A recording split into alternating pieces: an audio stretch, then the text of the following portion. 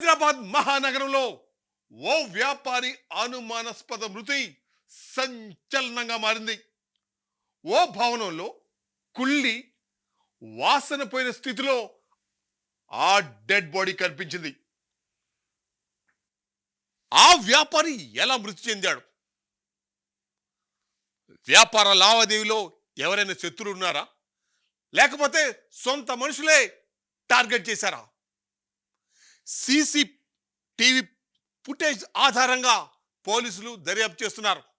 ఇంతకీ అతను ఎలా ఎలా చనిపోయాడు?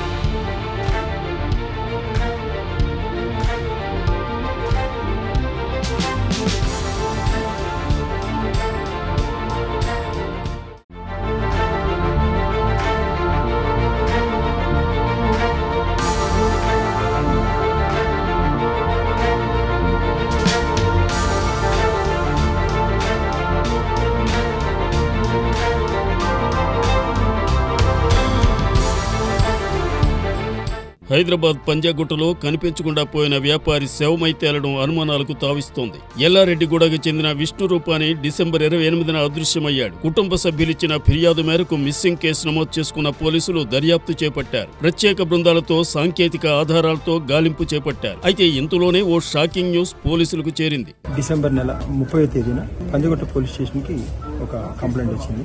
వాళ్ళ సోదరుడైనటువంటి విష్ణు రూపాని, వయసు సుమారు 40 సంవత్సరాలు.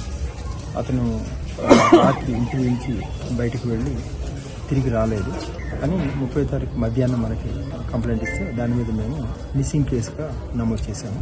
ఆ కేసు నమోదు చేసి వెంటనే దర్యాప్తు మొదలుపెట్టాము.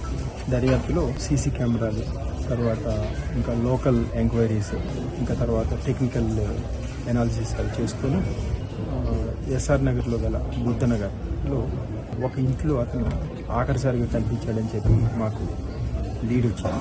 ఆ లీడ్ని మేము ముందుకు కొనసాగిస్తే దర్యాప్తు ఇక్కడ బుద్ధనగర్లో ఒక ఇంట్లో అనుమానం వచ్చి అక్కడ చూడటం జరిగింది.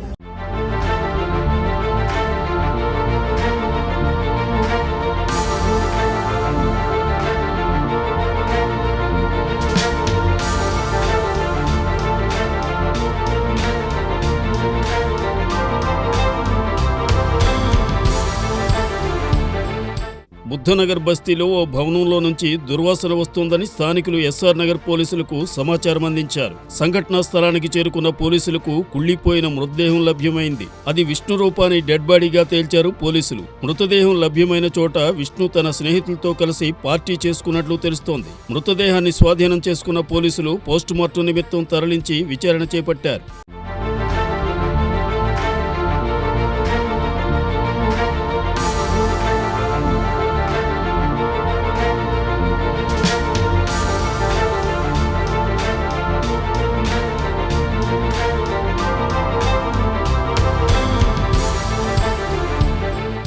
అయితే ఏం జరిగిందనేది అంతు చిక్కడం లేదు. మృతుడు డెడ్ బాడీపై ఎలాంటి గాయాలు లేవు. అనుమానాస్పద మృతిగా కేసు నమోదు చేసుకున్న పంజాగుట్ట పోలీసులు సీసీ ఫుటేజ్ ఆధారంగా హత్య జరిగిందన్న కోణంలో దర్యాప్తు చేపట్టారు.